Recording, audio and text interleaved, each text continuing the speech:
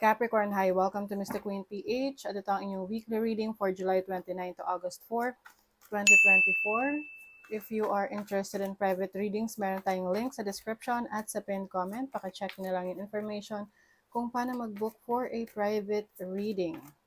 Ayan, sa mga apektado ng baha, ingat kayo, no?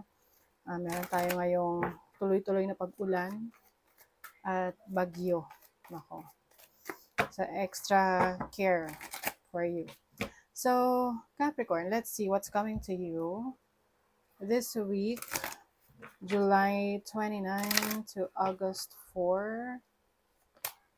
Acceptance. Oy, meron kayong tatanggapin na situation na sa tingin nyo wala na kayong magagawa. So, part of that acceptance is also surrendering the things that you cannot control. Pwedeng meron kayong i-accept na person sa buhay nyo na finally, naisip nyo na okay, tatanggapin ko na siya for who this person is, diba? Or meron ka mga tatanggapin sa sarili mo na sa tingin mo is it has to happen, no? Alam mo para sa ikabubuti mo. You have relaxation. Magpapahinga ang mga Capricorn. Finally. Oo, this week is going to be more relaxing for you. Siguro mas may panahon kayo na makapag-enjoy, makapag-relax, na magkaroon ng peace of mind, no? Pwede kayong magbabakasyon. Punta sa ibang lugar na walang distraction. Or you're going to treat yourself, no? Yung dinedeserve mo na self-love, self-care, learning. Ayan, meron din kayong mga pag-aaralan. I-improve sa inyong knowledge, sa inyong skill set. Ang pag-aaral naman hindi natatapos sa school yan, no? Lalo na't ngayon, lahat ng information, no, available na online. We can do our own research, learn on our own, self-study. Let's see. Ano yung overall energy ng mga Capricorn? Oh, 8 of Cups. Parang may ili-let go ka na, no? Or may iiwanan ka na situation that you feel it's time to leave. Leave it behind. Siguro na-accept mo na hanggang doon na lang talaga. Can be a relationship, a business, a career. Kasi meron kang gustong i-pursue na ibang bagay na sa tingin mo mas in alignment of your destiny, of your dreams, of your purpose.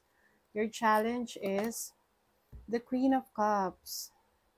Some of you, Capricorn, hindi kayo makapag-express ng feelings ninyo. Minsan kasi we want to show our others, no? Gusto natin ipakita sa iba na malakas tayo, matatag tayo, that hindi tayo naapektuhan. Oo.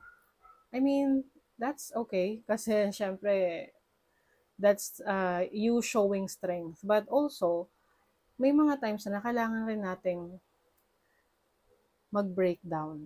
No? Yung tipong ilabas yung galit, lungkot, inis. Kasi pag naiipon yan, bigla siyang sasabog, 'di ba?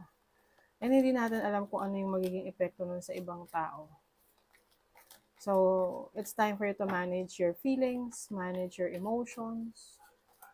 Okay? Let's see your opportunity. 6 of Pentacles. So, as an opportunity, this is bringing balance into your finances.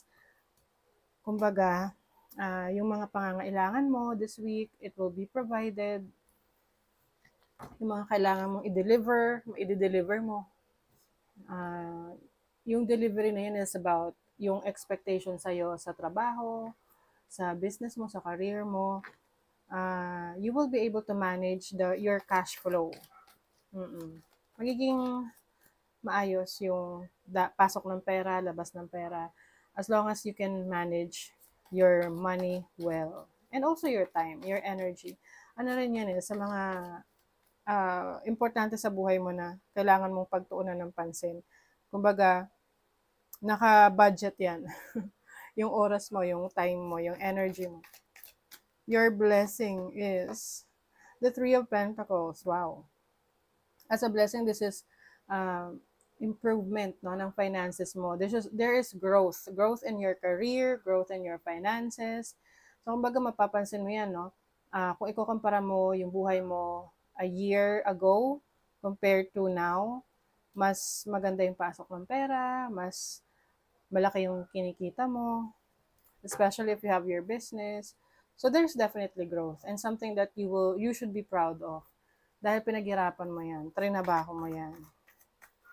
What is the Eight of Cups?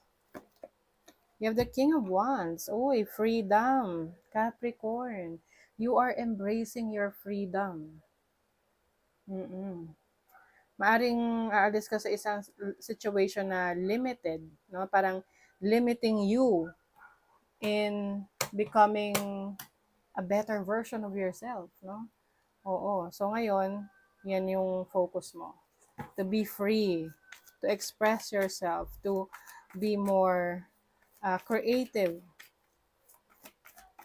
What is the Queen of Cups? The Knight of Cups.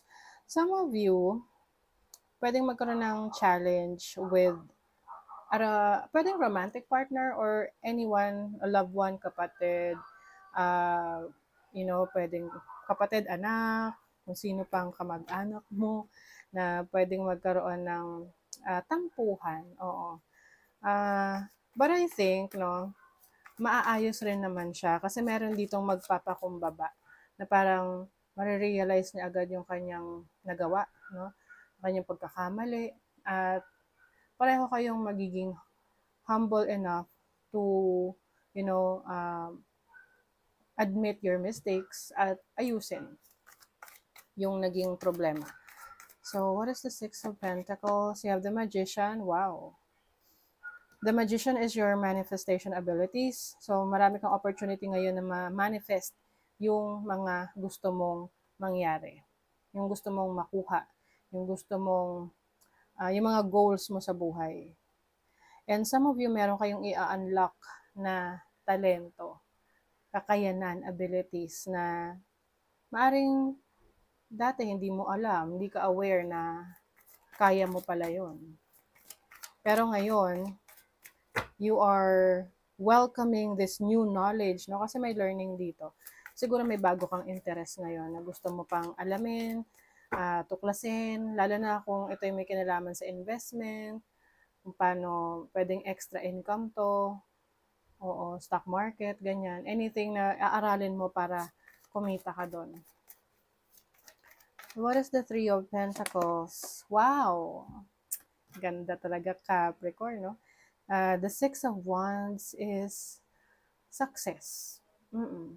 Ano to ito yung success na pinagtrabahuhan talaga, na inilaban mo. Kasi yung Six of Wands is an energy of a person na galing siya sa labanan, galing siya sa war. Oo, parang giyera. Tapos, inilaban niya, no, yung giyera at umuwi siya ng panalo.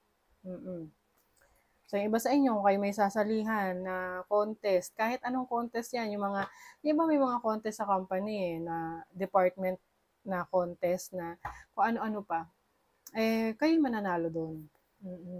So, congrats in advance, Capricorn. So, that's your blessing. Wow. Success in the field or area of your life na pinupurso ninyo. You have the Gentleman. So, energy to ng isang male energy, masculine energy, birch rod. Yung iba sa inyo, merong ika-cut off na person sa buhay nyo, especially male energy, lalaki.